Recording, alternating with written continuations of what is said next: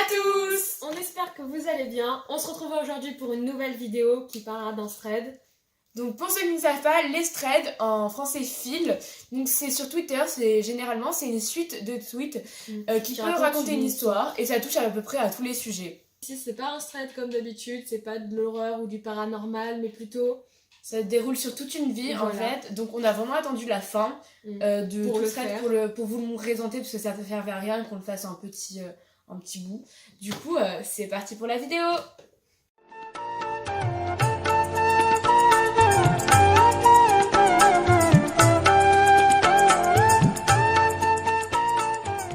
C'est un thread sur un certain Gandhi. On apprend que c'est un avocat londonien d'origine hindoue qui va du coup en Afrique du Sud et qui s'est fait éjecter comme un malpropre à cause de sa couleur de peau.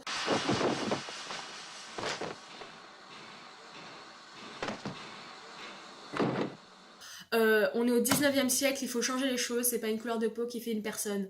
Donc éjecté du train, Gandhi se dit tout de suite ok, l'Afrique du Sud, pas un pays pour les hommes de couleur, et il se dit je vais changer ça, tout simplement, je vais changer les choses. Dans cette lutte contre l'injustice, il va rencontrer Charles Andrew, un pasteur avec qui il partage les mêmes idées et qui pourrait même devenir un ami. Peu après cette rencontre avec Charles Andrew, Gandhi va organiser une réunion avec des coolies. Donc les coolies, ce sont des personnes obligées de payer pour être des travailleurs libres, obligés de payer pour travailler librement. Alors déjà, ça c'est n'importe quoi. Du coup, Gandhi, il va se révolter, il va faire cette réunion où il va parler pour la première fois de désobéissance civile non violente. Donc en gros, il explique à ses compatriotes qu'on ne doit pas répondre aux actes de violence par d'autres actes de violence. Donc il dit aussi chrétiens, musulmans, hindous, tous devraient avoir les mêmes droits. Gandhi nous dit qu'il a organisé sa première manifestation. Il espérait qu'il y ait du monde, mais entre nous, il y avait vraiment des gains là-bas. Du coup, il incite les participants à brûler leur laissez-passer. À l'époque, le laissez-passer, on peut un peu comparer ça à l'étoile jaune des Juifs. Du coup, ils brûlent leur laissez-passer pour montrer qu'ils ne sont pas différents et qu'ils sont des citoyens de l'Empire. Il va se faire battre, malheureusement, mais la justice restera son principal objectif.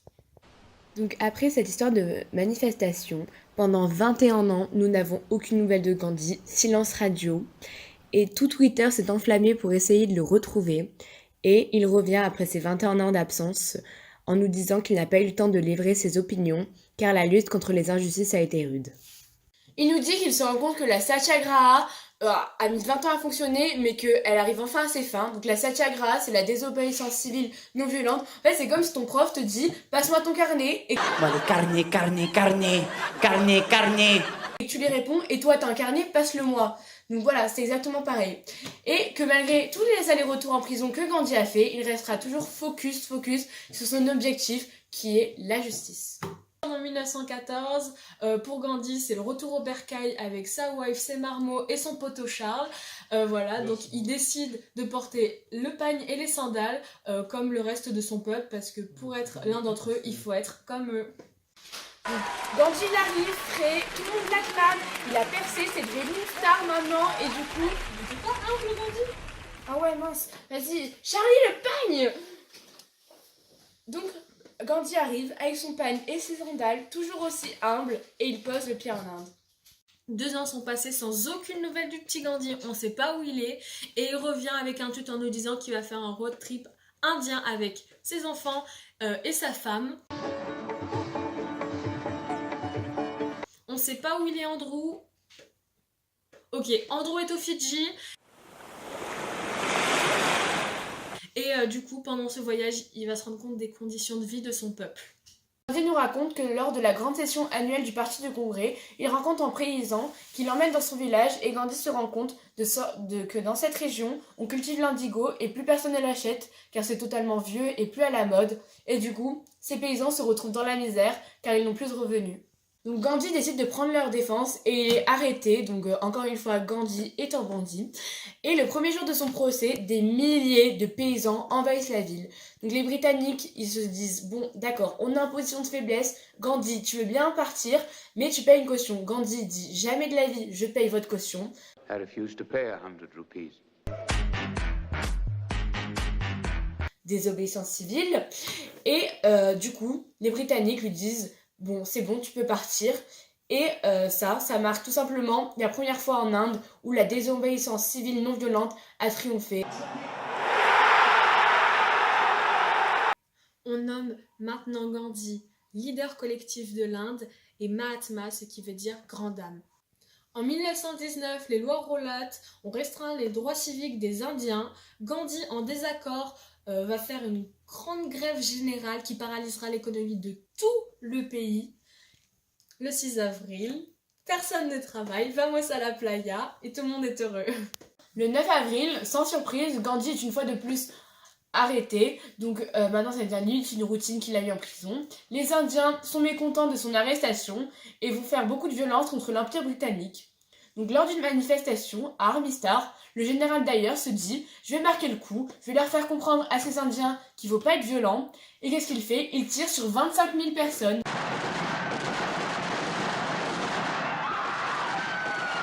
Donc il y a plus de 300 morts et le général Dyer est emmené à Londres et jugé coupable. Donc qu'est-ce que vous vous dites? Il sera jugé coupable, il ira en prison. Mais non, 2 ans après, on lui fait une petite cagnotte litchi pour lui récolter de l'argent et on lui offre une belle épée ornée de pierres précieuses avec l'inscription Sauveur du Pendjab. Sauveur du Pendjab, il a sauvé personne, il a juste tué des innocents. Donc ça, c'est vraiment incompréhensible pour Gandhi. En 1928, Gandhi organise une marche du sel, car les Anglais extraient un impôt sur ce dernier. Il écrira même un article dans l'Indian Opinion pour dénoncer cet impôt. Le 11 mars, ils sont plus de 300 à le suivre et ils se dirigent vers le port de Dandi. Ils ont parcouru plus de 350 km sur 28 jours. À chaque pas, ils sont un peu plus nombreux et arriveront au port par dizaines de milliers.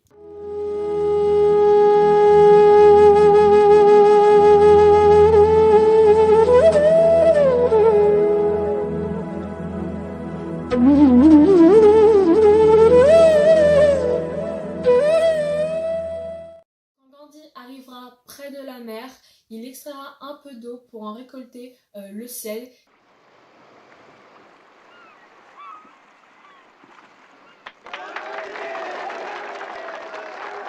Interdit, désobéissance civile. Beaucoup de personnes l'ont suivi dans ce mouvement, dans toute l'Inde, jusqu'en Angleterre et en Occident. Donc ces délits d'extraire le sel de l'eau a amené que Gandhi soit emprisonné ainsi que 60 000 autres personnes, mais les autorités britanniques ne pouvant pas s'occuper d'autant de monde, ont été forcées de relâcher toutes ces personnes ainsi que Gandhi, et cela aboutira au pacte de Delhi. Gandhi avait une méthode de manifestation bien propre à lui, c'est le jeûne. Donc ce jeûne a réussi à aboutir en 1933 à des améliorations avec de la ségrégation électorale, et aussi en 1935, quand il a obtenu une évolution politique considérable lorsque la nouvelle constitution a proposé que l'Inde gagne un peu d'autonomie à moyen terme. Donc ça a vraiment montré que l'Inde pouvait peut-être obtenir son indépendance. Gandhi œuvre maintenant pour la bonne entente entre les musulmans et les hindous. Toujours vêtu de son pagne, il parcourt le monde pour l'indépendance indienne. Ce qui m'a le plus marqué sur 22 février 1944, que Kasturba elle est morte. Gandhi était triste. Je peux pas en dire plus. 1947 et attendez, on dit à l'oreillette, l'Inde a obtenu son indépendance. Non mais arrête. En fait, il reste encore le conflit musulman-hindou. L'indépendance de l'Inde, Gandhi a proposé à Nehru. Attends 2 secondes, mais lui c'est Pablo Neruda, le poète. Mais Nehru, le vrai. Que l'Inde soit gouvernée par un musulman, et cette proposition a attisé la colère de beaucoup d'hindous. Après que l'Inde soit séparée en deux, Inde pour les hindous et Pakistan pour les musulmans, Gandhi a fait un très long jeûne où il a presque laissé sa vie, et il n'est plus tout jeune, pour que l'Inde paie au Pakistan sa dette de 550 millions de livres. Et ensuite, il s'est rendu le 30 janvier 1948 à une réunion de prière.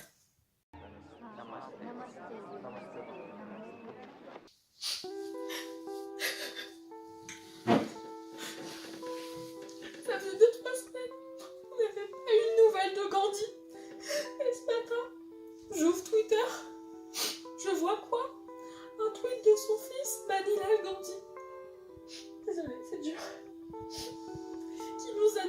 Gandhi est mort. Tué par un fondamentaliste. Les funérailles de Mohandas Karamchand Gandhi auront été à la hauteur de sa personne, de sa détermination et de son courage. L'Inde n'aurait jamais connu autant de monde dans ses rues que le jour de ses funérailles. Et c'est un bien triste hommage que nous rendons aujourd'hui au père de la nation indienne.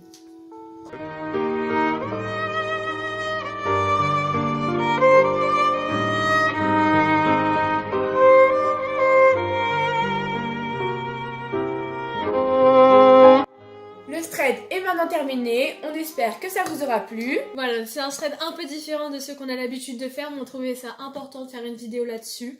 Merci à Gandhi pour ce merveilleux thread, on a adoré tourner la vidéo. Voilà. Et merci au Sel La Baleine qui a rémunéré toute la vidéo. Voilà. Donc merci à eux, leur équipe est géniale. N'hésitez pas à lâcher un pouce bleu, à vous abonner et à Commentez commenter. et on vous fait de gros bisous.